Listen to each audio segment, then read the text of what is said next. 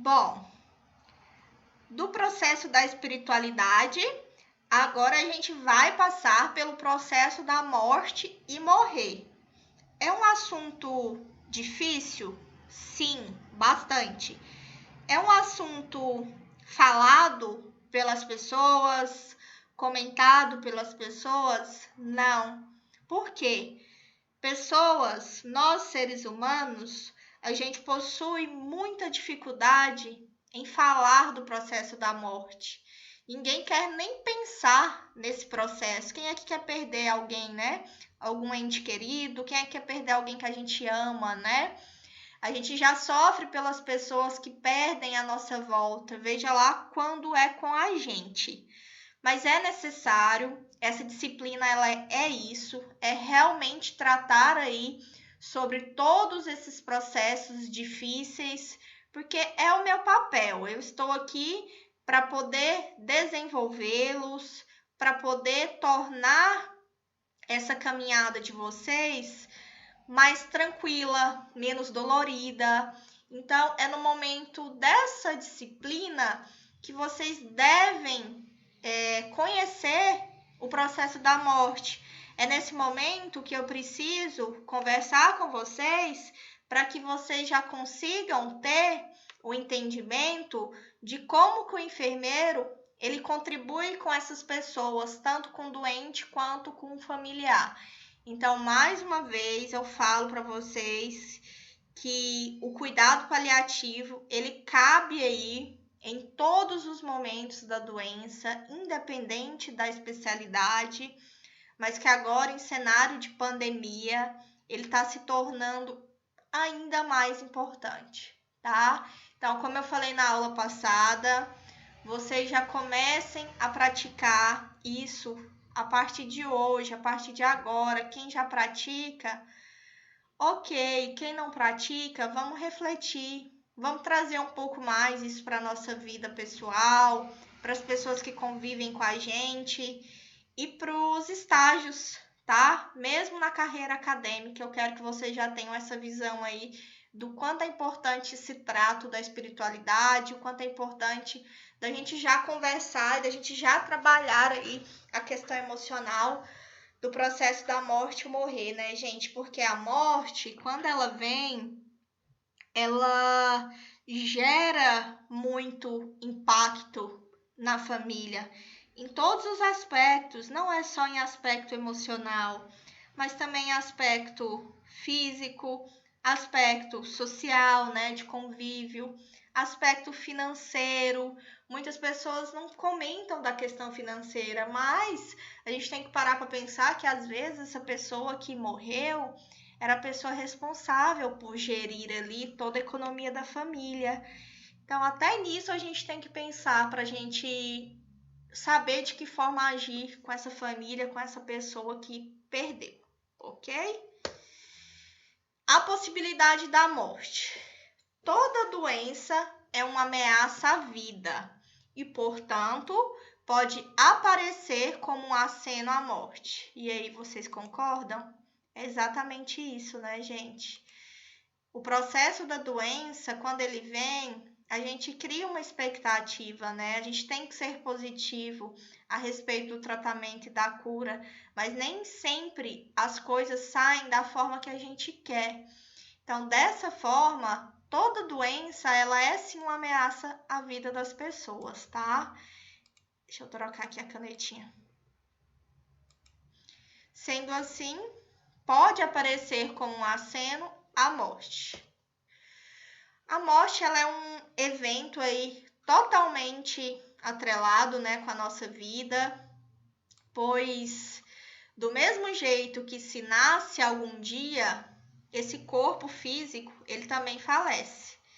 Então, é a lei da vida, né? A gente nascer, desenvolver e morrer. Durante esse processo de morrer, sentimentos e sensações, elas são projetadas na mente do indivíduo e também dos profissionais que ele acompanham. O que eu quero colocar aqui para vocês? Que o processo da morte, ele é difícil não apenas para quem está passando, não apenas para os seus familiares, Mas para a equipe profissional é um momento que ele é extremamente difícil. Ele gera muito conflito, às vezes ele gera muita insegurança, ele gera muita frustração, porque perder um paciente não é o objetivo daqueles profissionais que se propuseram cuidar de pessoas, certo? Então a enfermagem, ela é uma profissão que cuida do doente 24 horas. Então, ela é uma profissão que está 24 horas presente na vida do paciente. Vocês concordam comigo? Então, é bem provável, né, que a pessoa ela vá morrer ali numa equipe que tenha um enfermeiro conduzindo. Então, vocês serão os profissionais que mais perto estarão daquela pessoa que pode evoluir a óbito. Então, é exatamente por isso que vocês têm que estar, têm e devem estar preparados, tá? Para enfrentar esse processo do óbito. E essa formação, ela tem que partir daqui já, comigo, do processo de formação acadêmica de vocês, porque vocês não vão lidar com isso apenas no momento que vocês se formarem e começarem a ir para o hospital, para a unidade básica, né? Seja lá onde você for trabalhar. Vocês vão lidar com isso aqui no dia a dia da vida de vocês. Pode ser hoje, pode ser amanhã, eu não sei. Mas estejam preparados para entender esse processo da morte em todos os âmbitos, seja na sua vida profissional ou seja aí na sua carreira profissional, tá? Então, o que é a morte? Alguém sabe dizer para mim? O que vocês acham quando eu falo da morte? Vamos lá conhecer. A morte, né? Ela quer dizer aí o óbito ou falecimento, ou seja, é a cessação completa da vida. Então, eu cesso ali a existência daquela pessoa, certo? É o tempo que a pessoa já cumpriu aqui na Terra e vai viver em outro espaço, outro lugar diferente daqui. Que espaço é esse? Eu não sei, né? Quem é leitor da Bíblia aí pode explicar melhor, né? Existem várias teorias, mas em resumo, é identificar que a pessoa que morre, ela já cumpriu o seu tempo na Terra e vai viver ali em outro espaço. Aí cada um acredita, né, na sua doutrina de vida. A morte, para mim, é um fenômeno natural, que hoje é muito discutido entre as religiões. Isso foi o Sol que falou. Aqui foi a Lua. E já a estrela, ela diz que a morte é um momento de transição, né? Então, a estrela já acredita que depois tem um lugar especial guardado para cada pessoa. E você? O que você acredita nesse projeto após a morte? Então, só reforçando, né? Morrer é a cessação aí de forma irreversível, ou seja, quando a pessoa morre, cessa ali a função de todos os seus órgãos, dos tecidos, das células, dos fluxos, de todos os fluidos do corpo, incluindo o sangue, né? O ar, o funcionamento do pulmão, do coração, o funcionamento espontâneo, né? Novamente, do coração e do pulmão. Ou seja, é a cessação do nosso sistema, do nosso corpo como um todo, tá? Então, antes de metade aí, né, meados do século XX, a morte ela vinha sendo determinada aí pela falta de respiração, pulso e pela falta de resposta a estímulos como o movimento, calor e a luz. Mas, atualmente, a tecnologia ela vem avançando cada dia mais, né? E vocês já sabem, eu já comentei com vocês lá na aula de processos éticos, né?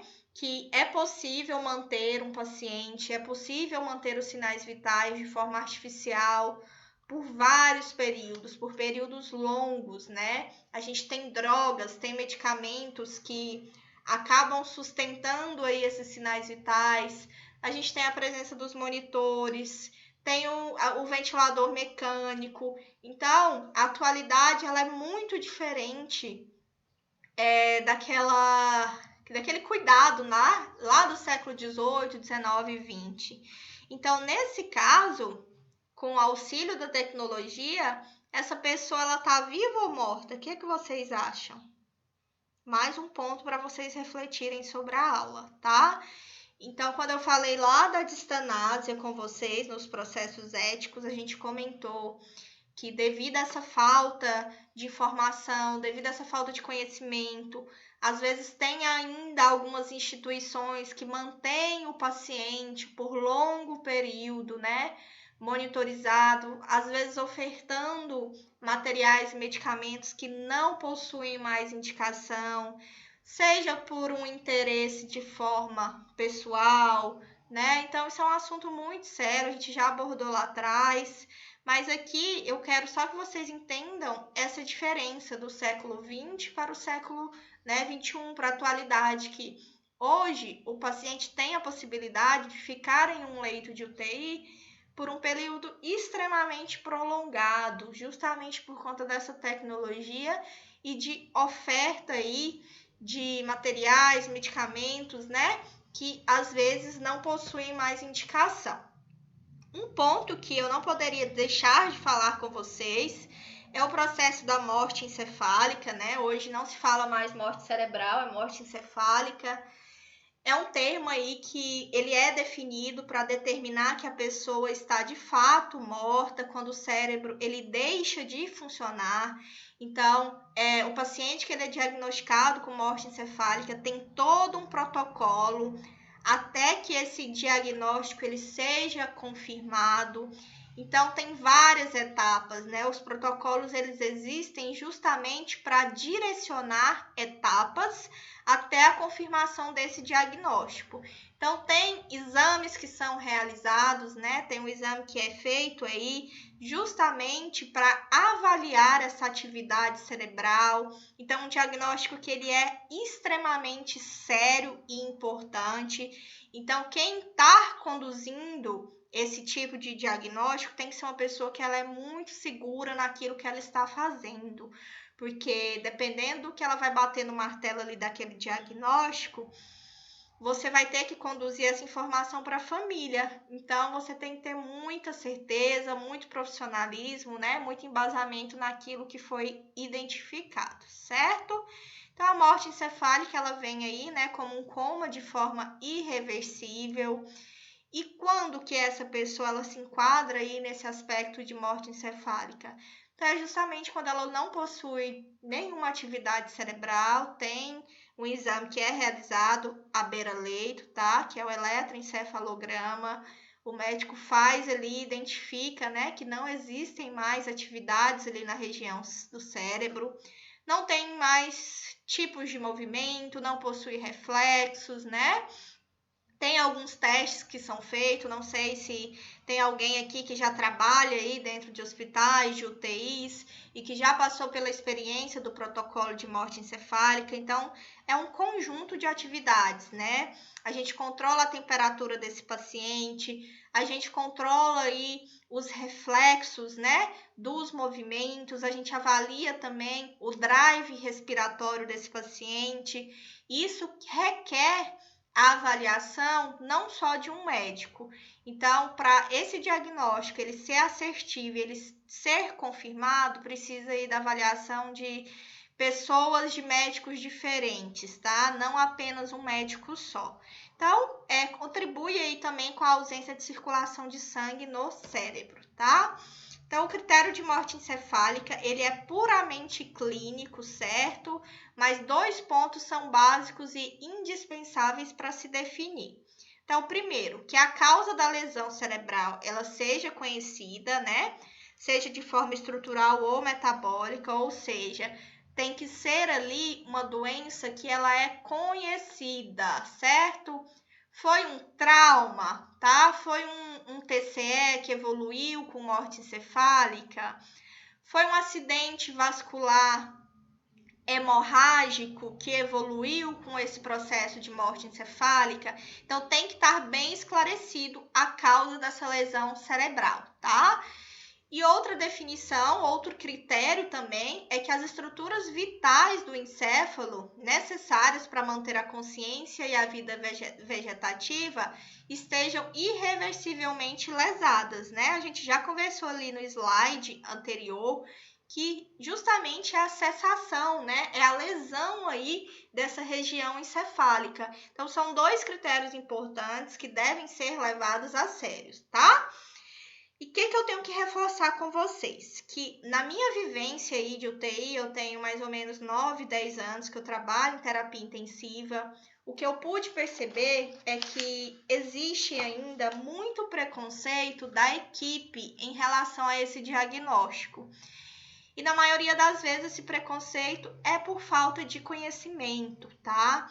Então, é um assunto que ele deve ser mais disseminado, é um assunto que os gestores, né, os líderes aí, representantes de suas equipes, eles devem treinar as pessoas a respeito desse protocolo e também trabalhar a questão emocional, porque não é fácil, né, receber a notícia que tal pessoa evoluiu em morte encefálica e que possivelmente daqui a algumas horas a gente já vai comunicar à família.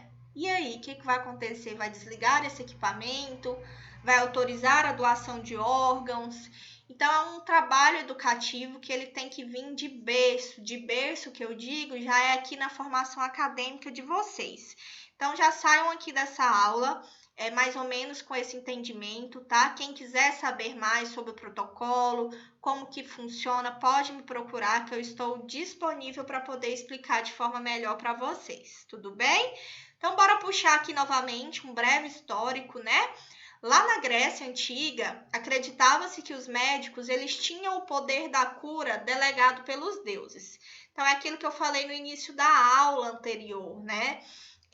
As pessoas antigamente elas não se baseavam exclusivamente na ciência. Então, dependendo de quem estivesse ali no comando da equipe, a pessoa definia ali a sua conduta de forma própria, né? Delegado ali por deuses. Então, não tinha ali ainda uma tecnologia, uma inovação igual a gente tem nos dias de hoje. Então, acaba que essas pessoas elas se tornavam semideuses, né? Numa sociedade que as relações sociais elas eram rigidamente definidas, ok?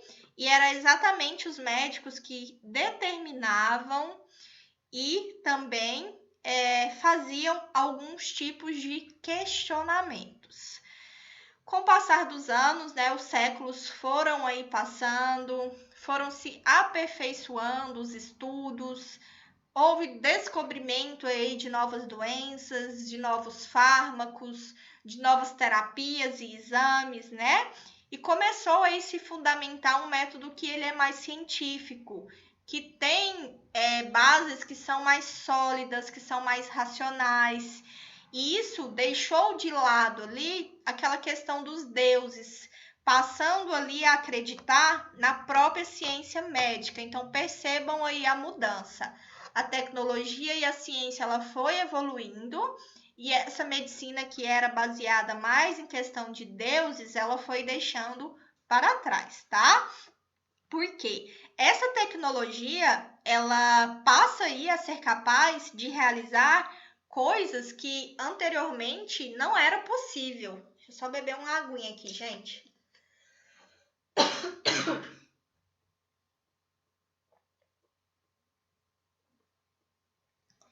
Seco com a garganta, falando demais, né?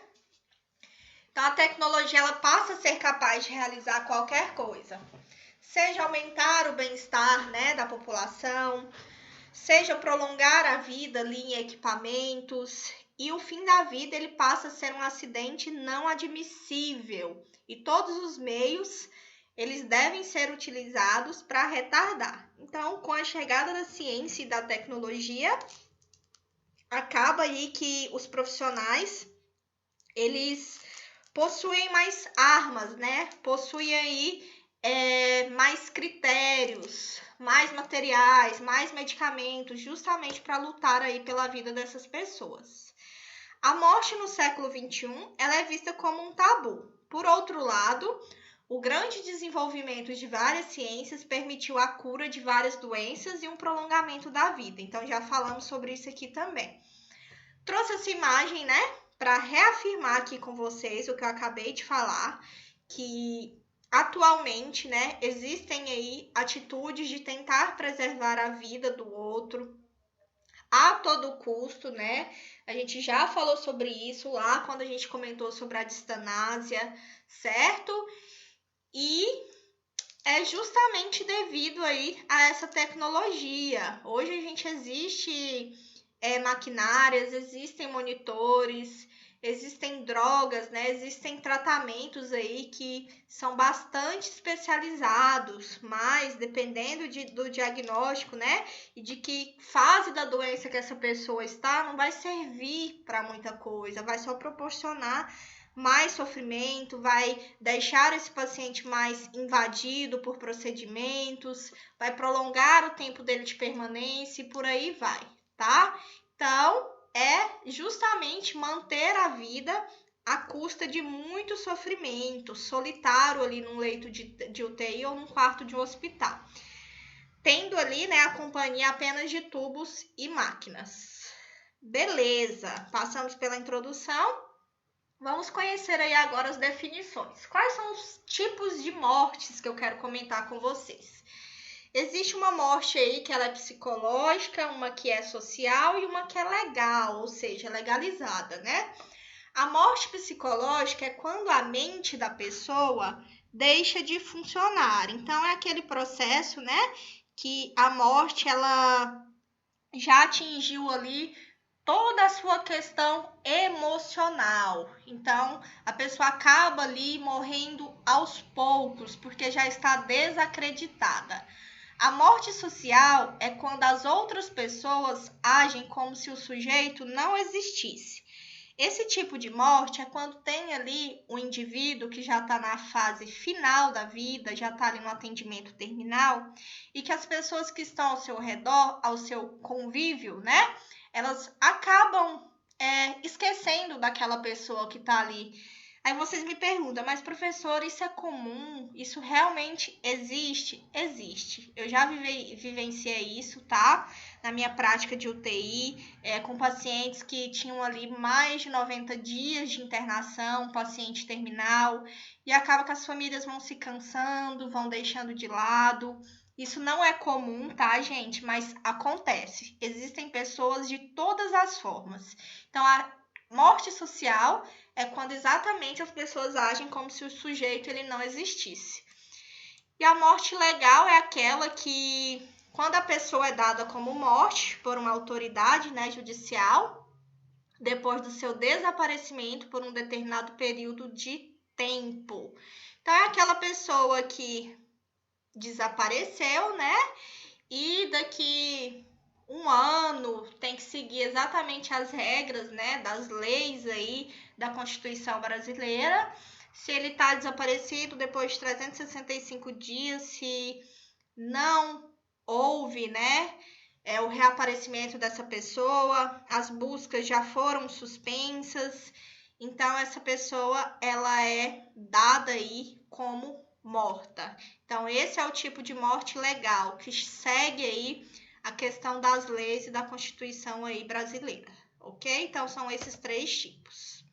Os pensamentos de morte, a literatura traz que ele costuma ser mais frequente durante a terceira idade, tá, gente? Mas isso não exclui aí também pessoas jovens ou na fase adulta, mas é mais comum na terceira idade, porque pessoas que são idosas, elas já começam a entender que elas já passaram por todas as etapas da vida, né? Então é normal que eles já comecem a ter esses pensamentos de morte. A minha vozinha mesmo é um exemplo. Ela tem 84 anos e vira e mexe, ela fala para mim que ela vai bater as botas. Ela fala bater as botas. Essa semana eu liguei para ela a vídeo, que eu tava com bastante saudade, né? A gente tá distante por conta dessa situação da pandemia. E ela tranquilamente falou assim para mim: Fia, você tem que vir me visitar logo, a vovó tá com saudade. Vem logo, porque a vovó tá perto de bater as botas. Bater as botas para ela é falecer, é morrer. E ela fala isso com bastante tranquilidade. Então, só para vocês terem um entendimento, né? De que geralmente na terceira idade eles realmente têm esses pensamentos. E que existem aí algumas fases também para esse processo da morte, né? Então, eu tenho ali a fase da negação, da ansiedade e da aceitação. A fase da negação é exatamente aquela fase que qualquer pensamento de morte, ele é evitado. Então aquela pessoa, ela se recusa a pensar na morte, ela não gosta de falar sobre esse tema, apresenta ali comportamentos que são desafiadores perante a morte, né? Então ela realmente nega o processo da morte. Ficou claro para vocês? Já quando eu falo do processo de ansiedade, ele ocorre quando a pessoa pensa na morte. Aqui já é diferente. Na negação, eu não quero nem pensar, eu não dou nem liberdade ali para esse sentimento ou para esse assunto ele passar ali pela minha vida. Já que na ansiedade, não. Eu já tenho um entendimento, eu já consigo pensar sobre a morte, né? Só que isso desencadeia um processo de ansiedade nessa pessoa, né? Isso vai depender muito do gênero, da idade, da qualidade de vida, do bem-estar, de qual tipo de religiosidade, de crença, qual que é o nível espiritual que essa pessoa está vivendo. Então, essa é a classificação da ansiedade. Já quando eu falo da aceitação, a aceitação é quando ultrapassa já ali a ansiedade perante a morte, certo? E todos aqueles medos que existiam ali no quadro de ansiedade, parece que eles foram superados, né? Acaba que essa pessoa já entra ali num processo de ressignificação, num processo de aceitação, e isso traz uma melhor resposta para esse indivíduo que está passando pela doença, seja de forma física, social ou emocional. Então, negação, ansiedade, aceitação são conceitos diferentes, tudo bem? E como eu falei para vocês, a gente precisa falar sobre a morte, a gente precisa estar pelo menos um pouco mais preparados, porque pensar sobre a morte de forma realista, ela ajuda a reduzir o medo e a desenvolver uma melhor percepção sobre o significado da vida, tá? E a psicologia da morte, né? Ela vem aí trazendo a seguinte pergunta: quando é que a pessoa muda de alguém que está a viver para alguém que está a morrer? Como que a gente entende em que fase é essa que esse indivíduo ele transloca aí de sentimentos, né? O modelo biomédico ele considera que a pessoa estar a morrer quando é diagnosticada aí com uma doença que ela é terminal. Então, esse aqui é o embasamento, né, teórico conforme o modelo biomédico. Ou também quando já não há nada mais a fazer para salvar a sua vida. Então, tem médicos aí, né, principalmente na oncologia, que define diagnósticos terminais e acaba falando, tal pessoa tem 6 meses de vida, tal pessoa tem 3 meses de vida. Isso é real? Em alguns casos sim, em outros não. Então, é justamente aqui que volta a questão da fé e da espiritualidade, porque quem tem fé, quem acredita em Deus, né? Quem tem uma espiritualidade que ela é bem trabalhada, essas pessoas elas confiam e elas acreditam ali até no último segundo de vista, tá? Isso aqui é o ponto de vista modelo biomédico. Já no ponto de vista psicossocial, essa percepção de estar a morrer, ela depende aí da forma de como essa informação ela é elaborada e de como esse paciente aceita, tá? Então, tem uma diferença aí do modelo biomédico para o ponto de vista psicossocial. E quando esse paciente está a morrer, a equipe clínica, ela costuma aí mudar o foco da atenção a esse paciente, né? Acaba reestruturando ali o seu plano de atendimento, o seu tratamento, certo? Esse paciente acaba evoluindo, sendo enquadrado ali para o cuidado paliativo, para a gente poder dar uma melhoria, né, de qualidade de vida tanto para ele quanto para os seus familiares e trazer um conforto aí para a sua finitude. A gente possui aí na literatura alguns trajetos da morte, tá? A gente tem um trajeto da morte que ele é classificado como um trajeto prolongado, a gente tem um trajeto que ele é considerado rápido e esperado, e tem um trajeto que ele é considerado rápido e inesperado. Aqui é a forma com que a doença evolui, que essa pessoa morre. O trajeto que ele é classificado como prolongado é aquele trajeto que ocorre quando a pessoa passa por um período de doença prolongado, né? Um exemplo aqui costumam ser as doenças degenerativas. Então, pessoas ali que possuem ela, né, que é a esclerose lateral amiotrófica, são pacientes que eles têm um longo período de vida, ficam acamados por muito tempo. Então, é um trajeto prolongado, né, da morte, porque é uma doença degenerativa. Pacientes que evoluem aí com traumatismo raquimedular também, que costumam fazer lesões de tetraplegia, são pacientes que, quando eles são muito bem cuidados em casa, eles também possuem um trajeto prolongado de vida, tá? Então, habitualmente, esses pacientes eles já passaram por uma morte social, né? E é o que é mais facilmente aceite. Lembrei que a morte social é exatamente quando você está ali no fim da vida e acaba que a maioria das pessoas, né, já se acomodaram ali com seu quadro, até mesmo esqueceram. Então, não se esqueça, o trajeto prolongado é aquela morte prolongada. Esse indivíduo ele passa por uma frequência maior, por uma doença que ela é mais degenerativa. Já o trajeto rápido e esperado, perdão, abriu aqui, só um minutinho. Já o trajeto esperado e rápido é a vida da pessoa que está num perigo iminente, e a diferença entre a vida e a morte é uma questão de segundos ou minutos. Como exemplo, né? É uma pessoa que evolui aí com um acidente, um ataque cardíaco, uma exposição a procedimentos médicos de risco, ou seja, né? Que passou ali por uma cirurgia, estados críticos como falência renal, certo? É rápido? É, porque é uma falência renal. É esperado? É, porque foi identificado que é uma falência renal. Então, acaba que eu já estava preparado, eu já sabia que eu tinha uma doença. Então, isso acaba sendo um trajeto rápido que ele é esperado. E o rápido inesperado é aquela condição que a pessoa está numa situação estável, tá tudo bem, nenhuma doença específica, e de forma repentina entra em estado crítico de risco de vida. Isso aqui é comum em pessoas que levam uma vida assintomática, ou seja, vida normal, sem nenhum sintoma. E um belo dia ela foi fazer aí o seu check-up anual e ela identificou que ela tem aí um tumor que já está em metástase, em fase final. Porém, essa pessoa, ela nunca manifestou nenhum sinal e sintoma. Então, isso aqui é um trajeto rápido e inesperado, que já é um processo ali de uma doença que ela é terminal e que essa pessoa vai morrer, vai evoluir ali de forma muito rápida.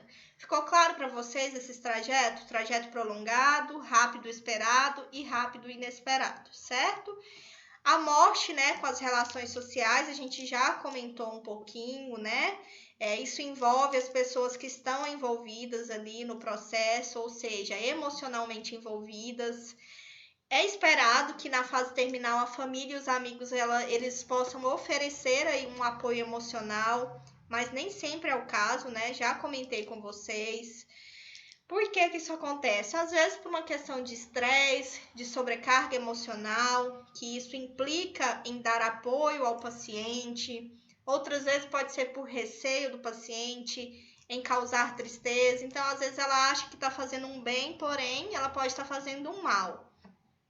Pode ser pelo receio por parte da família em demonstrar o luto, e também porque alguns amigos eles têm dificuldade em saber sobre o que é conversar com o paciente nesse estágio, né? Então, muitas pessoas não estão preparadas para visitar e para lidar com esse tipo, né, de estágio aí final. E o que é, professor, esse paciente terminal? Então, o paciente terminal é aquele, né, pessoal, que se encontra ali além da possibilidade de cura, além da possibilidade de uma terapêutica que ela é curativa e ele necessita de um tratamento que ele é paliativo, né? O paliativo vem aí justamente para poder aliviar os inúmeros sintomas que essa pessoa tem, que o atormenta, certo? Sempre levando ali em consideração a melhoria da qualidade de vida. E isso de uma maneira global, tá? Então, não é só na parte biológica, mas também entra esfera física, esfera social, esfera espiritual e esfera psicológica. Nunca se esqueçam desse conceito, tá? A gente não vai tratar esse paciente apenas na forma biológica, agindo ali com sinais e sintomas. A gente tem que ver e observar ele como um todo. Então, ver aí a esfera espiritual, social e psicológica. Então, aqui tem o conceito, né, das fases do paciente terminal e a sua morte. A fase 1 ela é considerada a fase do início dos sintomas, até ali a identificação do seu diagnóstico. Então, essa é a fase 1. Já a fase 2 é aquela fase que compreende ali o diagnóstico até o estágio terminal. Ou seja, a 1 eu tenho sintomas e estou ali fazendo exames para descobrir esse diagnóstico. Já na fase 2, eu já tenho o diagnóstico instalado. Então, eu estou no período ali de tratamento e buscando ali alternativas para a cura. Já na fase 3, ou seja, né, é aquela última fase. Aqui o tratamento ativo, ele já diminuiu, ele não tem mais efeito. Então, nesta fase, eu já não estou buscando mais a cura. Aqui eu busco o alívio dos sintomas, certo? E os cuidados pessoais. Então, existe a fase 1, 2 e 3. Então, tem uma frase bem legal aqui que diz que para o homem, uma criatura incapaz de aceitar a sua própria finitude, ou seja, o final da sua vida, não é fácil lidar com o prognóstico de morte. No fundo, o grande medo da morte é o medo do desconhecido. Então, o que vocês entenderam? A gente costuma ter medo da morte porque a morte é algo desconhecido. Isso é fato. Então, é por isso que os seres humanos, eles costumam ter medo de falar sobre a morte, tá? Agora eu vou comentar com vocês sobre a experiência da perda. É papel do enfermeiro trabalhar essa questão, tá? Com essas pessoas. Vocês participam ali na hora de dar a notícia, então vocês têm que estar preparados. A experiência da perda ela é um dos eventos mais estressantes que a gente vive ali dentro do trabalho. Todos nós, a gente tende a estabelecer grandes laços com as pessoas, por mais que a gente tente não se envolver. A gente é um ser humano antes de tudo. Então, tem alguns casos, né, que a gente se envolve sim, que a gente vai lembrar sim pelo resto da nossa vida, certo? Então, inicialmente, a gente tende a se apegar ali pela nossa mãe e isso traz para a gente uma necessidade maior de passar para ela uma segurança e uma proteção maior. Quando o objetivo de apego ele está ausente ou há a ameaça de perdê-lo, a pessoa sofre muito fortemente. Então, isso traz uma reação emocional, a pessoa acaba ali se sentindo perdida. Eu trouxe o exemplo da mãe porque é algo que geralmente mexe bastante, né, com todo mundo, que é um vínculo afetivo que ele é grandioso. Vocês sabem a diferença do apego para o desapego? Eu vou trazer para vocês. O apego, ele é definido como o instinto de formar laços relacionados aí com outros objetos. Então, a gente se apega a algumas figuras primárias, né? Então, o homem, ele estabelece aí diversas formas de apego. A gente se apega de forma material, né? Relacionada aos bens, às finanças. A gente se apega de forma emocional, com alguns hábitos e algumas relações afetivas. A gente também se apega de forma social, ocupando ali algum cargo, alguma função, algum status. E isso pode significar uma resistência no que se diz respeito à mudança de paradigmas. Então, é exatamente isso.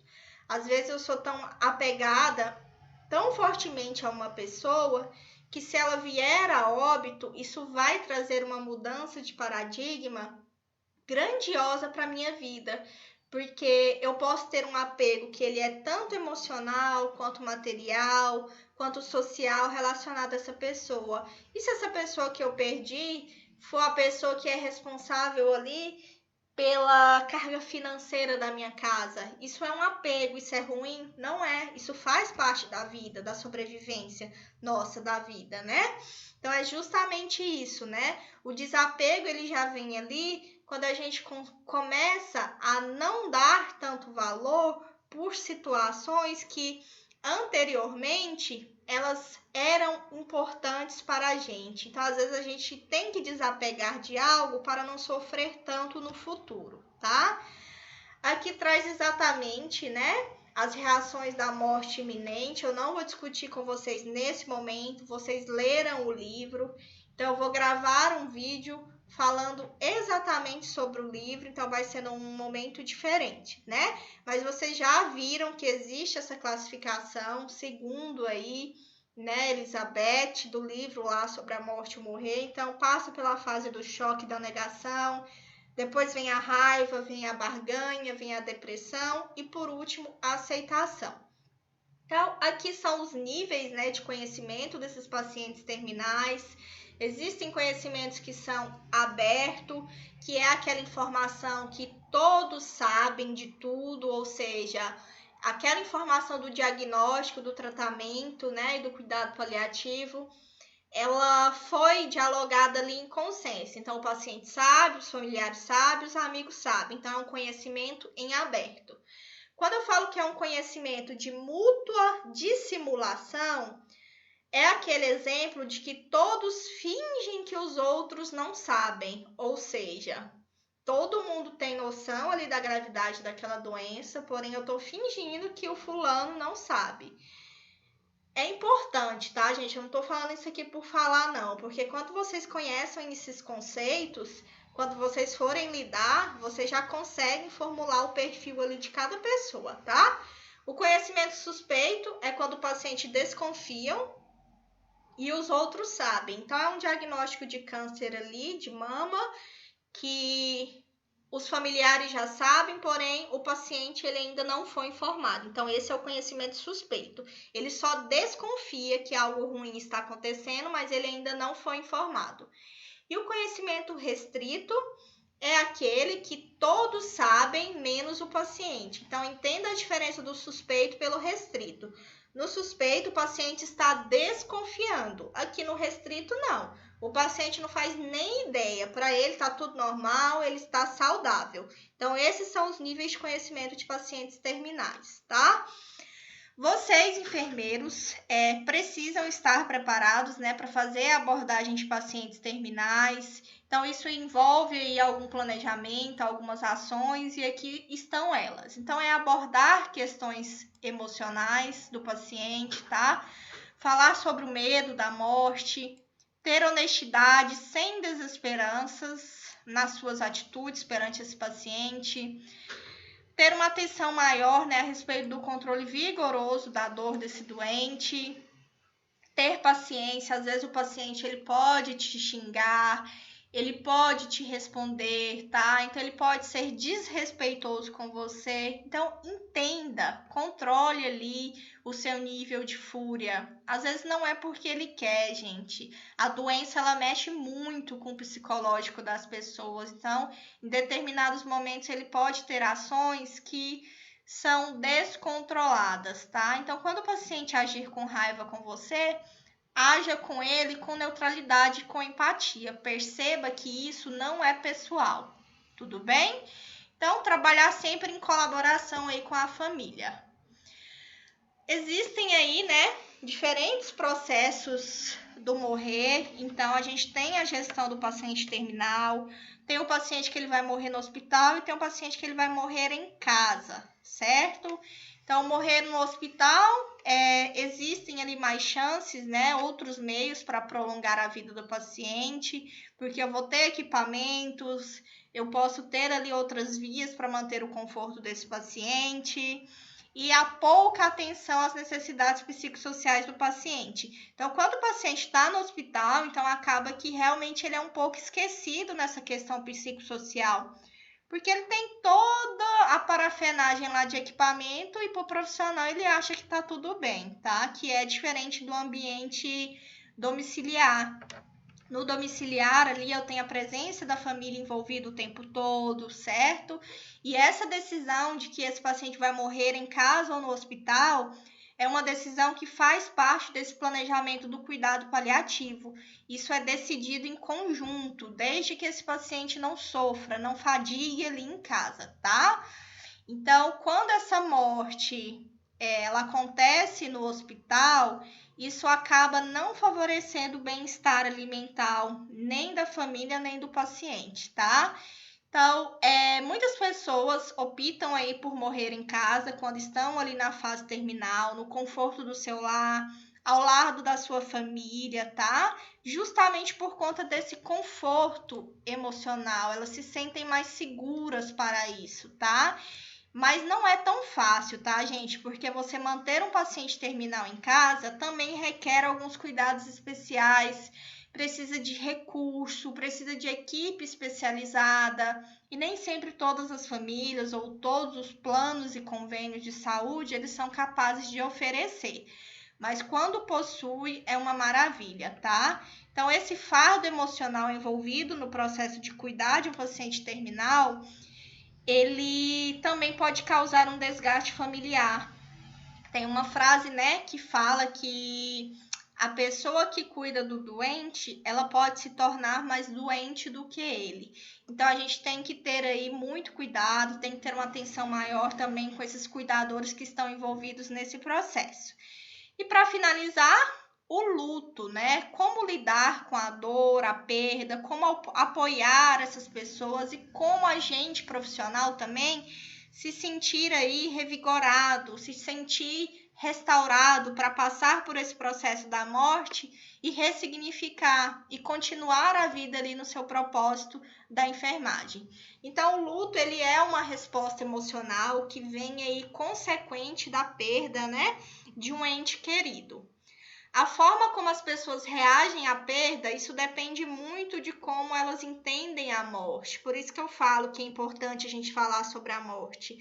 Se é um familiar ali que a morte ela já vem sendo trabalhada, isso se torna mais tranquilo ali no processo do óbito. Não vou dizer que é mais fácil, mas eu vou dizer que é mais tranquilo, porque a gente já vinha conversando diariamente com essa família. Então, isso se torna mais aceitável lá no final, certo? Então, a forma como as pessoas expressam a dor da perda obedece a alguns padrões que são específicos de cada sociedade. Então, é importante que as pessoas sejam capazes de fazer o luto após a perda, de modo a retomar a sua vida, né? Teve até uma colega que questionou lá no grupo que está sendo um momento muito difícil agora com a Covid-19, porque as pessoas não estão tendo a oportunidade de vivenciar esse luto. E eu concordo com ela. Exatamente. Por mais que seja doloroso, cada pessoa tem que passar por esse processo, tem que sentir este processo, tá? Então, é importante a gente dar esse apoio enquanto profissional aí na questão do luto. Então, vou ressaltar que durante o processo do luto, pode surgir alguns sintomas aí, né? Sintomas de ansiedade, como dificuldades respiratórias, sensação de sufocamento, sensação de fraqueza, insônia, dor no estômago. Então, isso aí vem, né, envolvendo aí algum tipo de crise de ansiedade. E na enfermagem, agir de que maneira, gente? Quando eu devo falar? Quais são as características? Então, vamos comentar um pouco sobre isso para a gente já finalizar a aula. Quando falar da morte, vocês devem falar desde o início da intervenção e não apenas na fase terminal, tá? Então, quem for seguir aí esse caminho que vai estar trabalhando com pacientes paliativos, com pacientes terminais, já tenham em mente que esse é um assunto que ele já deve ser tratado de forma precoce. Não deixe para o último dia, pois essas famílias elas devem ser preparadas, tá? direcione ali também uma pessoa da família para vocês estarem falando sobre a morte. Toda família, geralmente a gente escolhe um líder ali justamente para estar alinhando as informações e essa pessoa ela fica responsável por disseminar por todo o restante da família. Então, traga essa pessoa para o seu lado, construa um vínculo de confiança e já faça aí essa base, né, desse processo da morte. Quais são as características, né, que você deve ter para poder fazer aí essa abordagem? Então, acompanhar a pessoa e a família, a pessoa e o paciente, demonstrando aí sempre segurança, disponibilidade, abertura, sendo imparcial, tá? Valide aí os esforços de todas as pessoas que estão envolvidas, avalie quais são as necessidades, quais são os sinais de sofrimento, estar presente sempre que necessário e possível, ouvindo essas pessoas, prestar o apoio, né? Quando vier ali a informação da morte. Pegue ali, busque algumas informações que são prévias, como que é o funcionamento dessa família, quem que é o responsável ali por colocar o alimento, né? Pela questão financeira. Se houve alguma situação de doença ou de luto que ela é anterior e também recente. Busque o contexto e o significado da doença para essa família, como que essa família compreende a morte, realmente é trazer ela para o seu lado, tá? E vocês já sabem, né? Mas não custa relembrar que o cuidado paliativo ele se baseia em princípios e não protocolos. Então tá aqui mais uma vez o princípio, né? Para vocês estarem relembrando, para poder facilitar aí para vocês. E vamos finalizar, né? Foi uma aula assim mais extensa, mais teórica.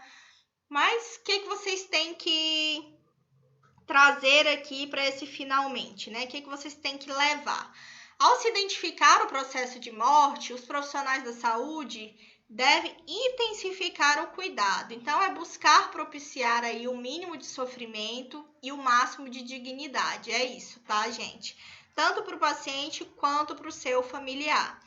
Então, assuma você uma postura de ouvinte, valorize o silêncio. Essas atitudes são fundamentais para que esse processo dê certo lá no final, tá? Então, às vezes, celebrar a morte, ela se faz necessário, tá? Entre tantas necessidades, o morrer, ele também exige uma presença, ele exige uma generosidade, ele exige um diálogo, uma sinceridade, uma transparência e uma compaixão. Nunca se esqueçam, tá?